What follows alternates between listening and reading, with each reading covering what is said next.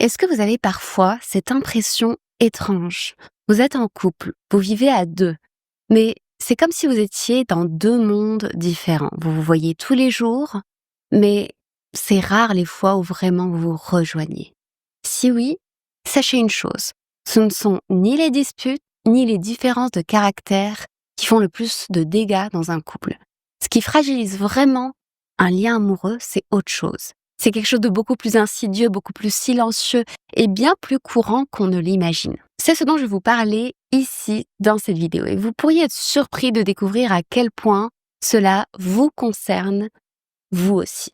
Alors dans cette vidéo, vous allez découvrir quel est ce danger invisible qui fait tant de dégâts dans les couples, même ceux qui s'aiment encore.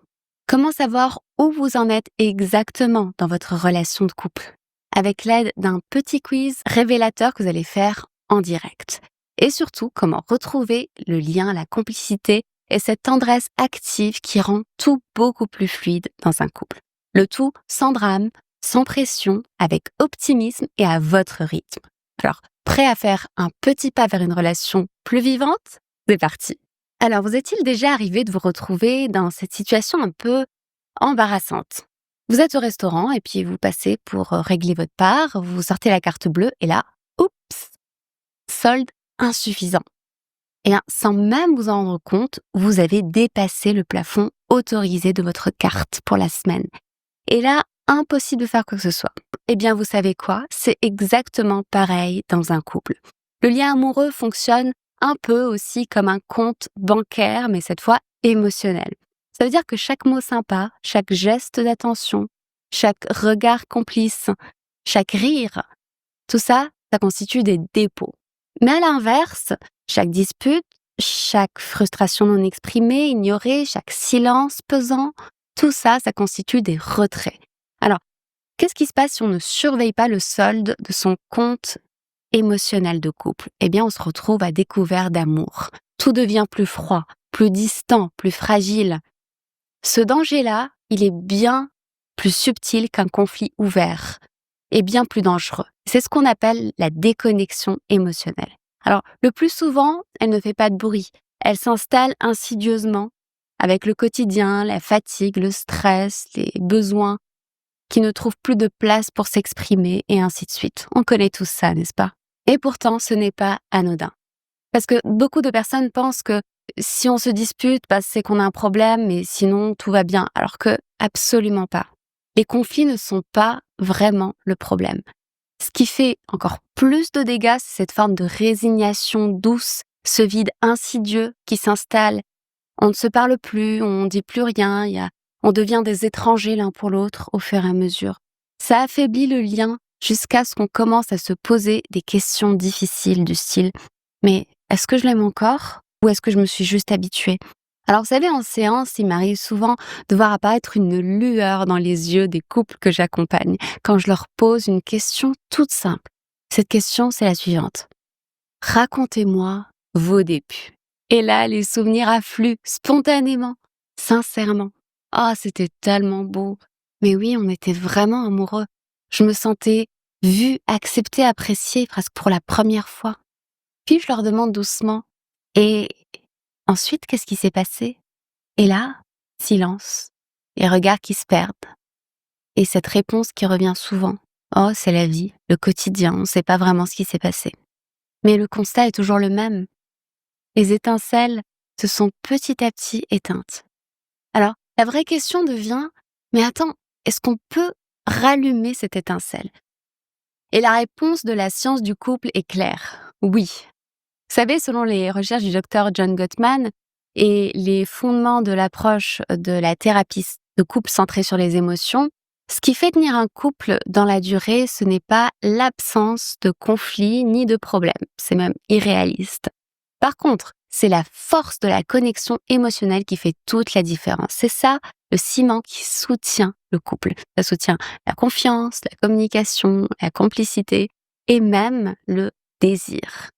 Vous pouvez imaginer la connexion émotionnelle comme un Wi-Fi. Vous savez, quand le signal est fort, tout passe. Les mots, les gestes, les élans du cœur, tout y est. Mais par contre, si le signal faiblit, on peut se sentir seul, même à 2. Et même avec les plus belles intentions, eh bien, on n'arrive pas à toucher l'autre. Alors, maintenant que vous savez que c'est la connexion émotionnelle qui fait le socle d'un couple solide, prenons un moment pour regarder où vous en êtes, vous, dans votre relation et dans votre connexion émotionnelle. Oui, oui, votre relation, pas celle de votre sœur, pas celle de votre voisin, la vôtre. C'est important de prendre un moment rien que pour vous et pour votre couple. Alors, je vous propose un petit autodiagnostic tout simple que vous pouvez faire seul ou peut-être avec votre partenaire, mais en tout cas qui est très révélateur. Ce sont quelques questions pour faire le point en toute honnêteté. Alors, prenez un papier ou stylo et à chaque question, mettez pause à la vidéo et notez vos réponses. Prêt? Allons-y. Donc, je vais vous partager plusieurs questions et donc vous allez devoir choisir la réponse qui se rapproche le plus de ce que vous vivez aujourd'hui, en ce moment. Pas ce que vous aimeriez vivre, ni le passé glorieux que vous aviez, ok? C'est vraiment aujourd'hui. Alors, c'est parti. Quand avez-vous eu la dernière conversation de cœur à cœur avec votre partenaire? Est-ce que c'était il y a environ un mois, voire quelques années, ou c'était il y a très très très longtemps? Notez votre réponse. Savez-vous ce qui stresse ou préoccupe le plus votre partenaire en ce moment? Réponse A. Oui, exactement. B. Je peux le deviner. C. Franchement, je n'en ai aucune idée. Alors, notez votre réponse. Quand vous allez mal, à qui vous confiez-vous en premier? Réponse 1. À ma partenaire. B. À mes amis. C. Je garde tout pour moi. Pareil, notez vos réponses. Lorsqu'il ou elle oublie un moment important, un anniversaire, une discussion, un rendez-vous, comment vous sentez-vous? A. Je me sens blessée, mais je lui en parle calmement. B. Je boude, je pique ou je fais une remarque passive-agressive. C. Je me referme complètement. Pareil, notez votre réponse. Et ensuite, pouvez-vous tout lui dire vraiment sans crainte?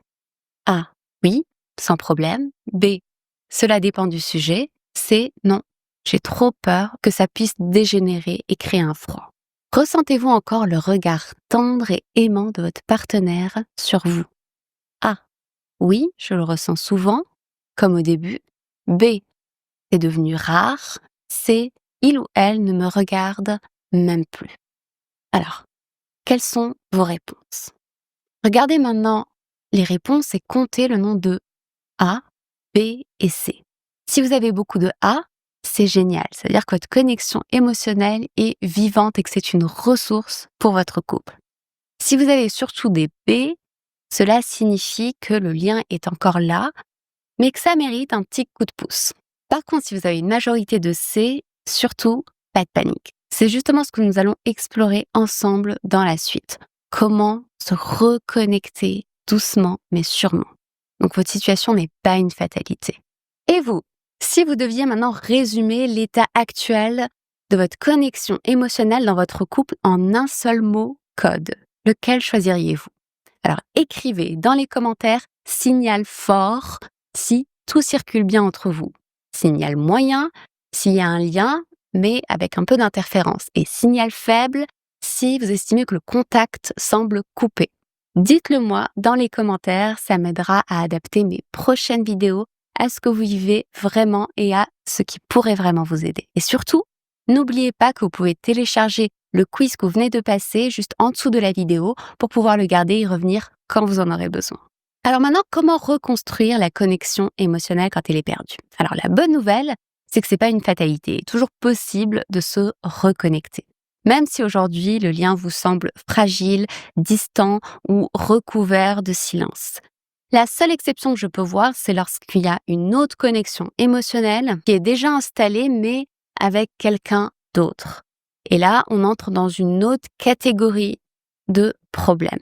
C'est des problèmes plus complexes, plus douloureux, mais pas insurmontables. En tout cas, on les aborde ensemble dans d'autres vidéos à venir parce que ça demande une approche bien spécifique.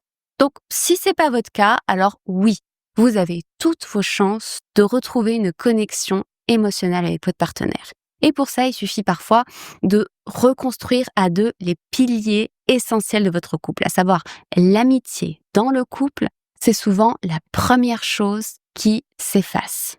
Mais c'est aussi la plus facile à réactiver, si on y met un peu d'intention. Ça veut dire se redécouvrir, se poser des vraies questions, prendre le temps de raviver cette curiosité tendre que vous aviez au début l'un pour l'autre, avec une astuce simple, par exemple, chaque jour, posez-vous avec votre partenaire et posez-lui une question que vous n'avez encore jamais posée. Même toute simple, comme de quoi as-tu rêvé cette nuit? Parfois, la réponse importe peu. C'est l'élan de vouloir savoir qui recrée la magie du lien. Deuxième chose à construire, c'est la perspective positive. Parce que quand un lien est abîmé, on finit par voir l'autre à travers un filtre négatif. Tout est interprété de travers. Chaque mot maladroit devient forcément blessant. Chaque oubli devient une preuve à charge. Chaque silence, une attaque. L'astuce est la suivante. Et si juste pour aujourd'hui vous changez de regard, si vous choisissiez de voir votre partenaire sous un jour plus indulgent, plus nuancé, plus bienveillant, lorsque vous sentez par exemple l'irritation monter, que vous vous surprenez à critiquer même intérieurement votre partenaire, prenez une bonne inspiration et posez-vous la question. Quelles circonstances atténuantes pourrait-il avoir en ce moment? Parfois, cela suffit à désamorcer tout de suite les tensions et la négativité. Et vous, laquelle de ces deux pistes avez-vous envie d'essayer cette semaine dans votre couple? La première ou la seconde? Ou peut-être les deux? Partagez-le moi en commentaire. C'est une façon de vous engager à poser une petite action concrète. Et je vous assure que votre couple va vous en remercier. Vous sentirez beaucoup plus léger et apaisé, quelle que soit l'option que vous choisissez. L'important, c'est de faire quelque chose, même infime, parce que reconstruire une vraie connexion dans votre couple, ça ne demande pas des grandes déclarations romantiques. Non, ça commence avec un petit décalage subtil, un mot dit autrement, un silence rempli d'attention. Vous savez, c'est un peu comme tourner un paquebot. Le virage ne se voit pas tout de suite, mais dès que vous bougez un peu la barre, le cap change. Et quelques kilomètres plus loin, vous réalisez que vous n'êtes plus du tout au même endroit. Alors, même si vous ne voyez pas le changement immédiatement dans votre couple, gardez espoir, continuez. Il se peut que vous soyez déjà en train de réaligner quelque chose de bien plus profond et de bien plus grand que vous ne l'imaginez. Et bien sûr, c'est normal que parfois, malgré tous vos efforts, vous ayez l'impression de patiner, que rien ne bouge. Ne vous découragez pas. Si vous avez le sentiment d'être déjà trop loin, si votre partenaire ne veut plus parler, ou si vous êtes simplement fatigué d'essayer seul, c'est qu'il faut peut-être aborder la problématique à un autre niveau. Et c'est exactement ce que nous allons explorer ensemble dans la prochaine vidéo. Nous allons voir les solutions quand la distance s'est installée peut-être un peu trop longtemps. Alors, cliquez ici pour découvrir cette vidéo. Elle pourrait bien être le vrai point de départ de changement que vous attendez dans votre couple. À tout de suite.